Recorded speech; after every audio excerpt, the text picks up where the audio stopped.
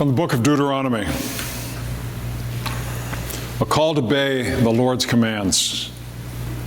Today the Lord your God has commanded you to obey all these decrees and regulations, so be careful to obey them wholeheartedly. You have been declared today that the Lord is your God, and you have promised to walk in His ways and to obey His decrees, commands, and regulations, and to do everything He tells you. The Lord has declared today that you are His people, His own special treasure, just as He promised, and that you must obey all His commands. And if you do, He will set you high above all other nations He has made. Then you will receive praise, honor, and renown. You will be a nation that is holy to the Lord your God, as He has promised. And from the Apostle Paul, the 5th chapter of Galatians. So Christ has truly set us free. Now make sure that you stay free and don't get tied up again in slavery. May God add His understanding to the hearing of His word. Please be seated.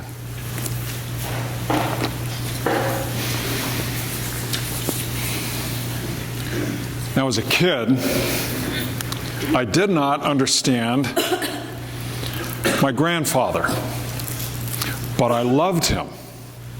I loved him so much. And when Grandpa would talk about all the things, or my dad would tell me about Grandpa, talking about all the things that it was wrong to do. You don't smoke, you don't drink, you don't dance. My Aunt Esther got in trouble because she bobbed her hair. Don't do that. I don't know about movies. I think cards was wrong, playing cards. And I went through a time in my life where I thought, well, how quaint. How very nice. And now, not that I would go back to that, but I have to say, I understand it. I understand it. Because every one of those prohibitions had connected to it a slippery slope into something that was not good. And the not good aspect was some manner of bondage or slavery. Now, Grandpa visited us when we were in Riverside. I was about 10 years old. It was the last time I saw him. But I remember him. We sat down at the dinner table. We all had a glass. I was a kid. They all had a glass of wine together.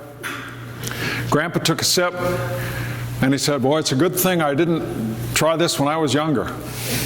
It's really good.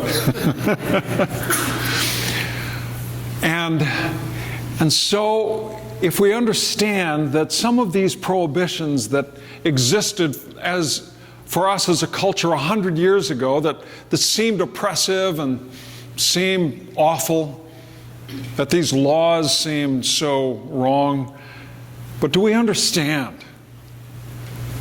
some of those prohibitions, if not all of them, not necessarily by all people, but the source of those prohibitions had to do with the avoidance of forms of bondage.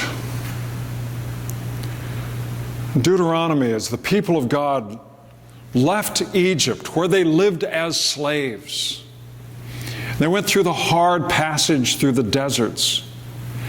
The laws were given, and sometimes very tough laws were given, so that, not that they be uptight, not that they live with a bunch of unrealistic restrictions, but so that they would remain free.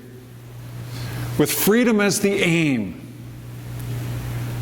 there are things that we do. When life is under a time of tremendous stress and hardship, the best thing we can do are those things that keep us on track, keep us moving, keep us going, keep us alive. That we not subject ourselves to the bonds of slavery ever again.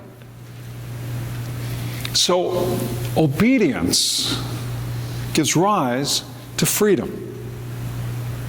Now, one would tend to think, especially in the cultural mood of our time, that obedience is antithetical to freedom.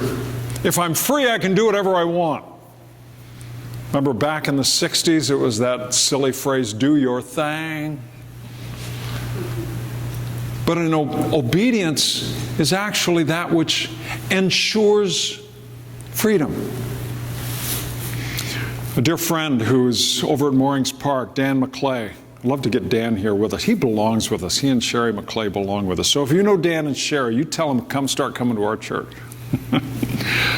But Dan was caught at the Yalu River during the Korean War when a huge horde of Chinese soldiers were flowing across, and here were American GIs just doing everything they could to survive. And I said, Dan, what did you do? What did you do? He just said, I just did what I was trained to do. I just kept firing. I did what I was trained to do. We just keep going. But what saved him was obedience to his training, which, when life is easy, when life is going so smoothly, that training may seem superfluous, it may seem silly. But when life is tough, when we find ourselves out on the edge, that training is essential. That training, that obedience to law, if you will, or guidance, is what keeps us alive. Now, it's no secret that the American experiment, American freedom, is rooted and grounded in an understanding of a free people as a free people who have a particular kind of core morality that is rooted and grounded in faith. Not just Christianity, but at that time it was primarily Christianity and also the Jewish faith. But those are the roots, those are the foundations that allow a democratic society to operate. Alexander Hamilton commented, "The politician who loves liberty knows that if morality is overthrown, and morality must fall with religion, the terrors of despotism alone can curb the impetuous passions of men." In other words, law is self-governance. Obedience is self-governance. And if we don't govern ourselves, then the alternative, according to Hamilton, is despotism. George Washington, at his first inauguration, of all the dispositions and habits which lead to political prosperity, religion and morality are indispensable supports. And John Adams, the second president, "We have no government armed with power capable of contending with human passions unbridled by morality or religion. Our Constitution was made only for a moral and religious people. It is wholly inadequate to the government of any other." This doesn't work, people. It doesn't work if we are not a moral people. And if we have no faith, what then becomes the source of our morality? In a postmodern world where I become the arbiter of reality, where the self becomes the definer of what is real. The self becomes the definer even of identity. Wherein in that does morality survive? A morality that becomes aware of the needs of others and defers to the needs of others. See, obedience gives rise to freedom. Freedom gives rise to happiness. That is the promise of our Constitution. That is the promise of our faith. And that is, what is this all about but that we might be a happy people? A people who live this life with satisfaction and understand what it is to make our contribution in life. And we nevertheless live in a time when there's an overwhelming notion that happiness equates to wealth. That people are unhappy because they don't have enough money. That somehow, if they just had more money, then they would be happy. But it is such a naive notion. We all know people who have plenty of money who are desperately unhappy. We all know people who are scraping things together but who are very happy with their lives. But the cultural mood is that happiness equates to money. And so we have as a very graphic example in our world today, well, there's an election going on right now in Greece, where we have seen the values of a socialist economy once again implode, as socialist economies implode all over the world. And socialism has demonstrated itself as a flawed and failed model for human happiness. But that is a model that's based on a materialistic notion that somehow happiness equates to money. So all we have to do is make sure all this money gets spread around. What's happened in Greece is it's all running out. Now, by contrast, here in the United States in 2008, there were many who were saying that this was the end of free enterprise in the United States, that we needed more controls. We needed more constraints.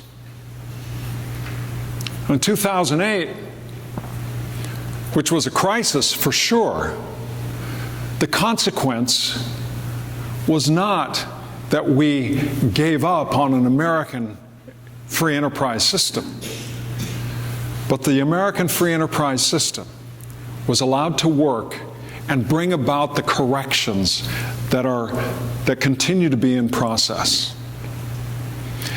And this nation and the economic system that constitutes the free exercise of people's gifts will continue.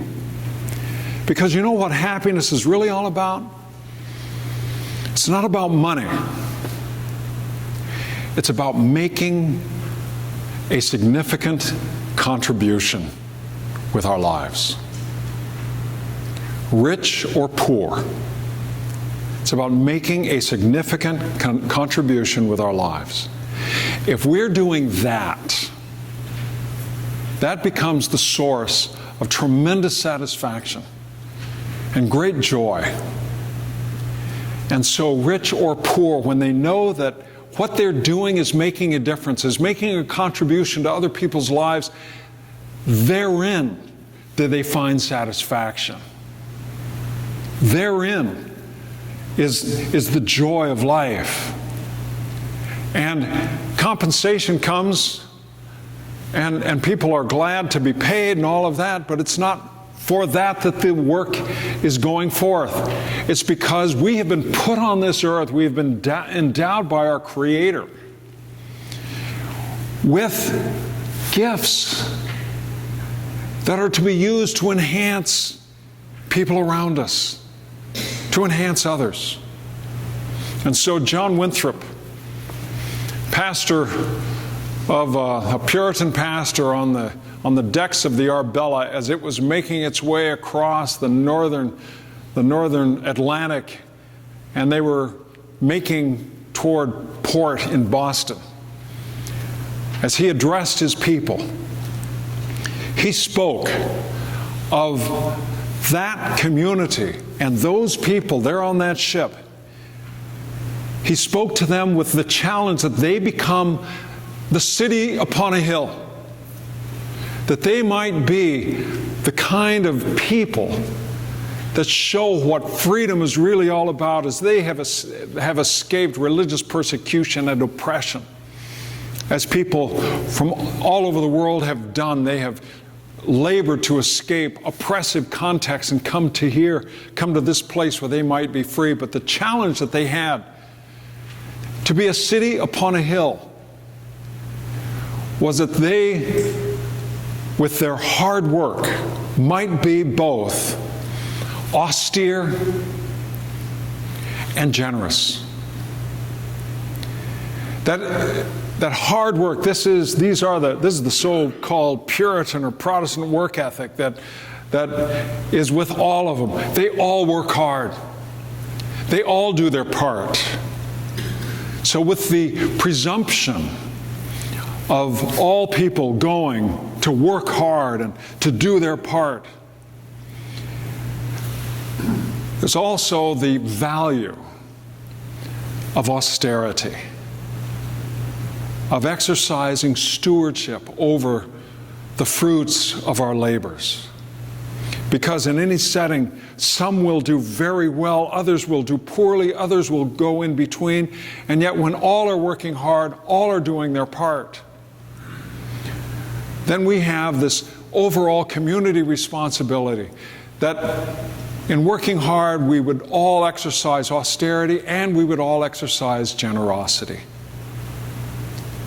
And as God's people exercise both austerity and generosity, and I've said it before, Christians can be the cheapest, most generous people there are.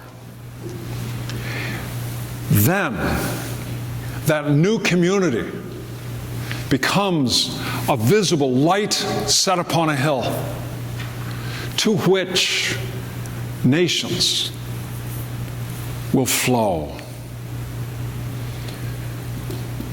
But the danger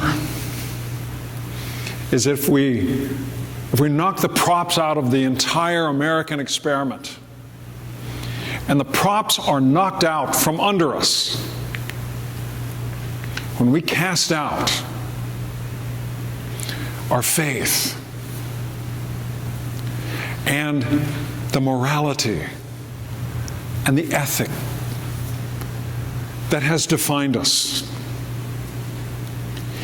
and if we do, we then will subject ourselves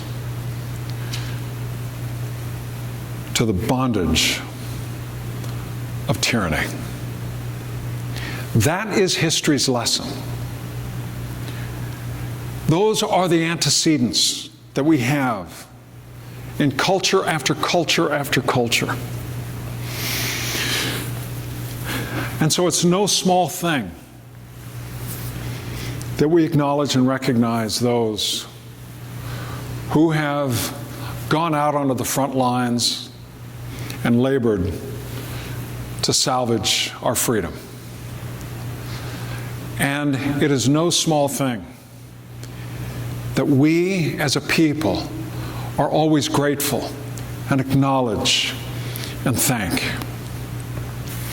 Just 1 year ago, this Sunday,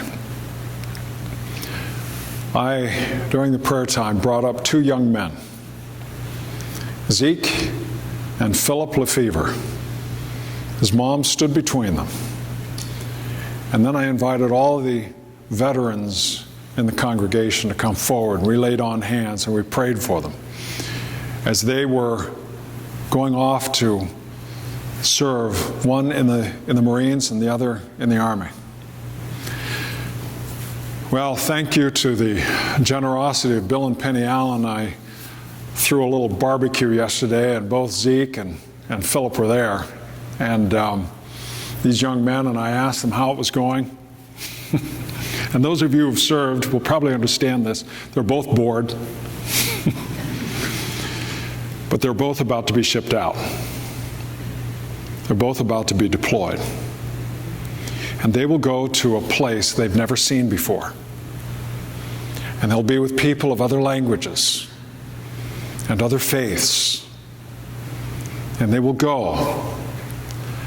And they both expressed to me their gratitude for this congregation, knowing that they go with our prayers, they go with our support.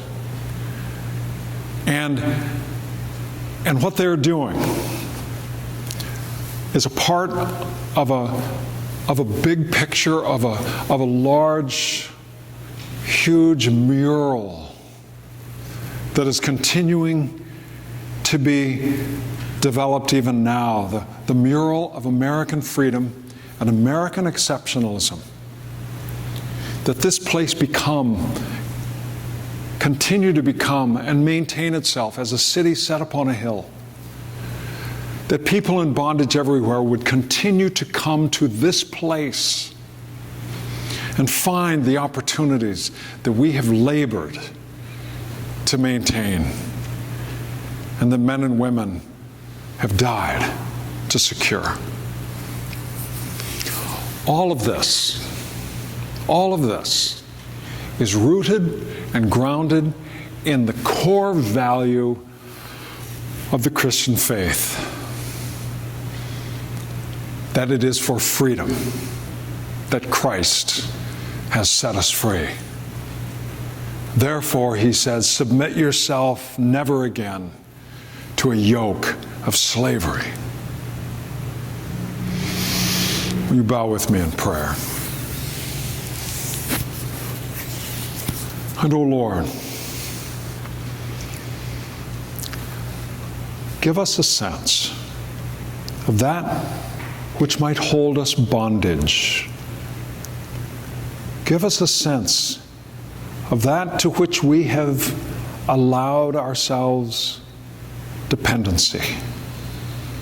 Give us a sense of what it means to look up above and beyond our current set of circumstances and strive for the freedom that you have set before us, the free life of one who has been set free, who has been redeemed by the gift of your Son, the blood he shed, and the freedom that he has given. We ask this in his name. Amen.